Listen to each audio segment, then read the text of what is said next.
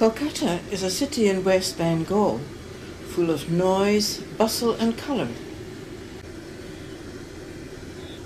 We arrived early morning and with the intention of first visiting the Scottish cemetery. It is 3 years since my last visit to the resting place of many Scots who worked in the city's jute mills.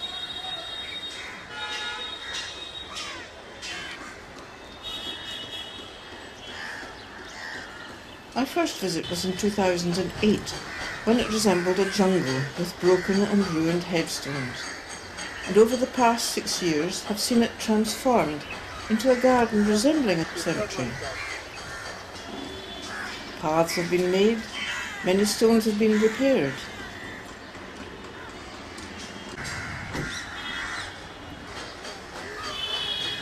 Crows still add to the noise, and some planting of edging has been done. I was amazed at the transformation in such a short time, but a lot still has to be done. Our main objective was to visit Ranthambore Park to see tigers.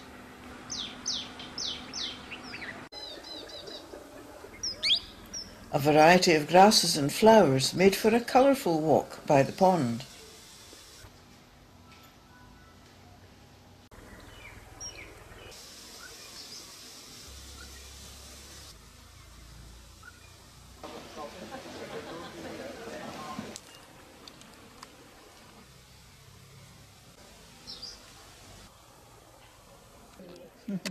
Our first drive into the park, and we saw a tiger lying down behind many bushes.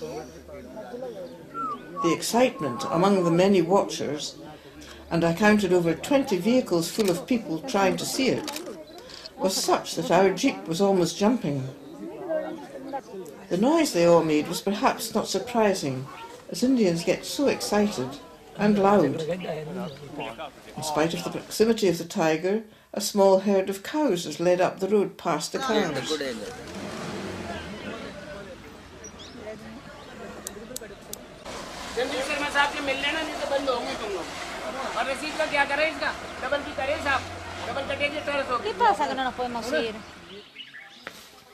That afternoon we drove, passing a small temple by the side of the road, on our way to Ranthambore Fort.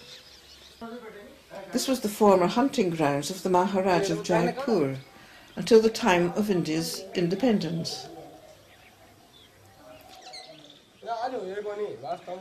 On our way up the steps, many people approached me to shake my hand, and a group of young teenagers kept coming to take selfies with us. Most amusing. I think it was because we were the only white people in the area. The peacock, the national bird of India, struts in front of 3 peahens in an effort to gain their affections.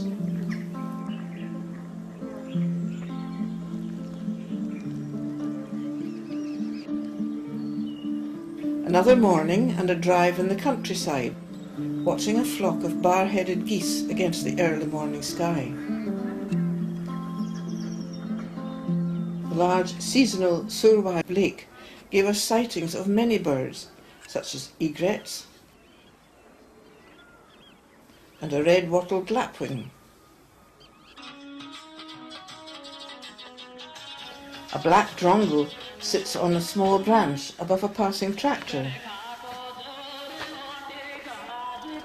I noticed all tractors today were decorated and playing music for the festival being held that day. A black-shouldered kite, a greenish warbler, and a white-throated kingfisher waiting patiently for a fish. Every night a watchman sleeps in the raised hut to protect the crops growing round him from animals. A rufous tree leads us to some local ladies collecting water.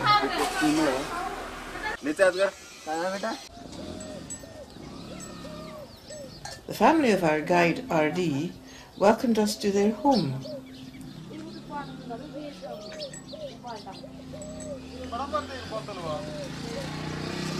We watched them go about their daily chores with goats and cows nearby. R.D.'s niece was making Here, tea. they're getting the milk from there. They make curd. Hot milk directly from one of their cows, That's the sugar added, Now they boil strained it. and poured into That is little the fresh cups milk. for us to drink. They have buffalo, lots of buffalo. Very sweet, but really very nice.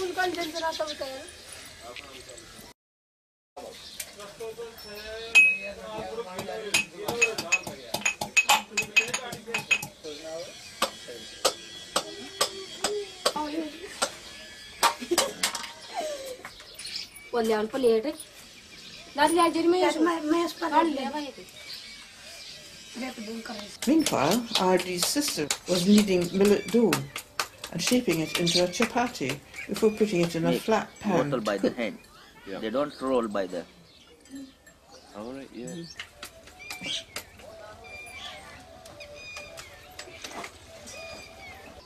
She's making for you. You have to little bit taste. All right, yeah. Iko dogro dekho.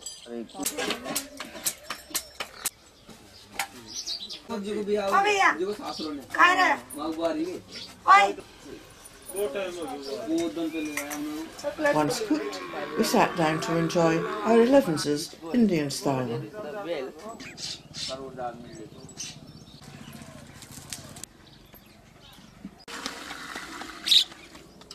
Nearby, another mother was cooking chapatis and putting them to cook on hot ashes. Our infant slept peacefully while she worked.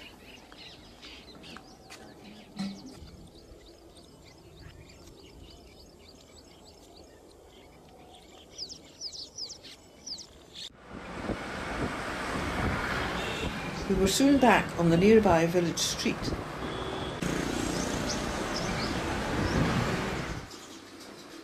And a visit to an art emporium.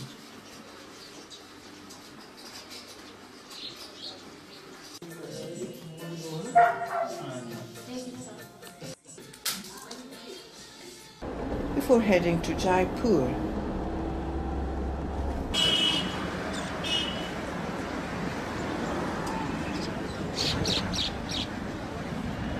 And the hauntingly beautiful Jal Mahal Palace, the Water Palace, in the middle of Mansagar Lake.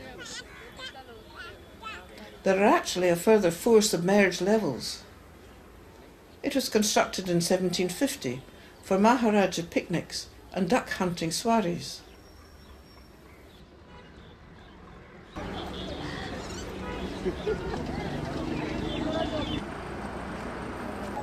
Amber Fort, 11 kilometres away, was constructed in 1590.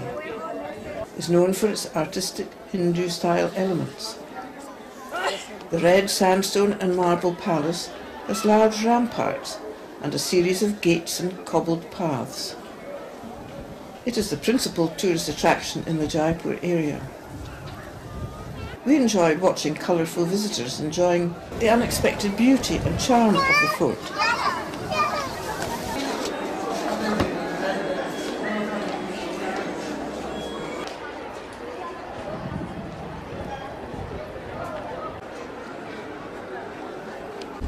Our final stop was 41 kilometres north of Jaipur at Samud Palace.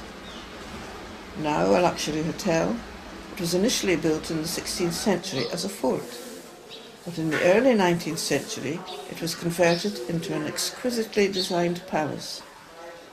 It is owned by the Maharaja of Jaipur's grandson and run by a travel company. Flowers were everywhere for the festival and a wedding.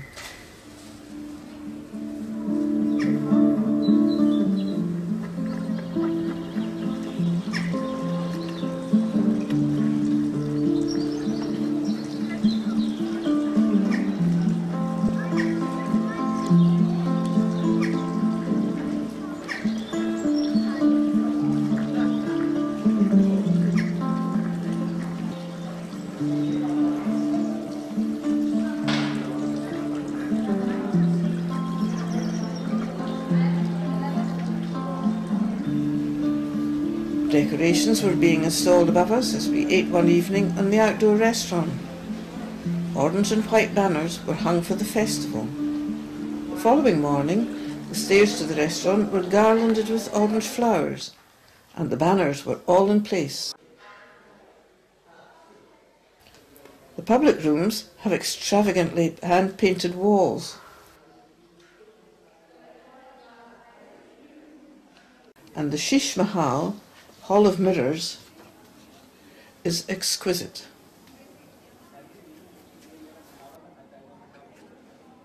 Inside the main entrance to the palace grounds is a collection of vintage cars.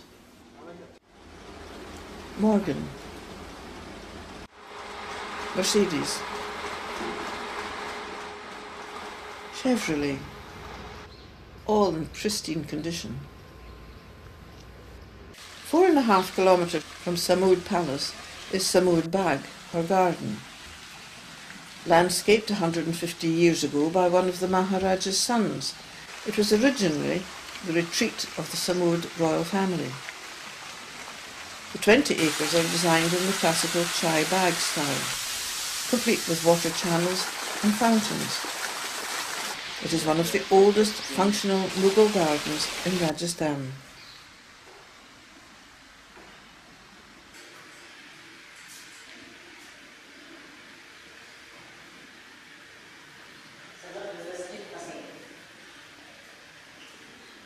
Local women were clearing weeds from the borders as we left the garden. One of the local schools is near the gardens. We were invited in to watch the morning assembly with all pupils present. Children ranged from 5 years old to mid-teens.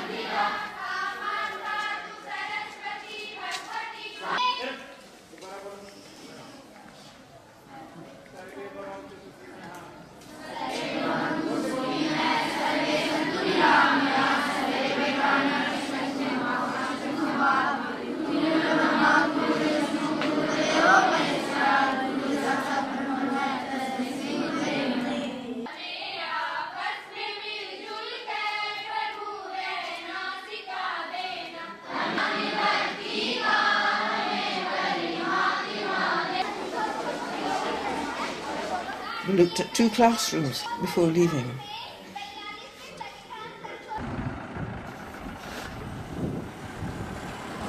The camel is part of the landscape of Rajasthan, the icon of the desert state, an economically important animal for desert communities. Camels are herbivores and with their thick lips can eat thorny plants. They are herded along the road from the farm to a feeding area. Camel milk is low in fat and can be frozen and sent to big cities where it can help people suffering from diabetes. Camel dung can be handmade into paper, woolen mats and rugs, and even mosquito repellent. Nestled in the Aravalli Hills, which stretch from South Rajasthan to Delhi, is the village of Samud. Cobbled streets, animals wandering about.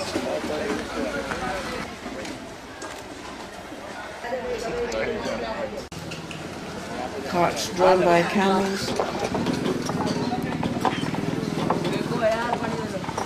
Barber shop open to the street. Women collecting water are all typical of a village in this area. The arch gateway led us out of the village.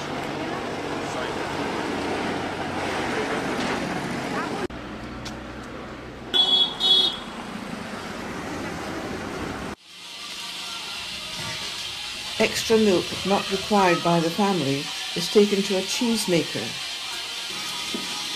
We watched this fascinating process.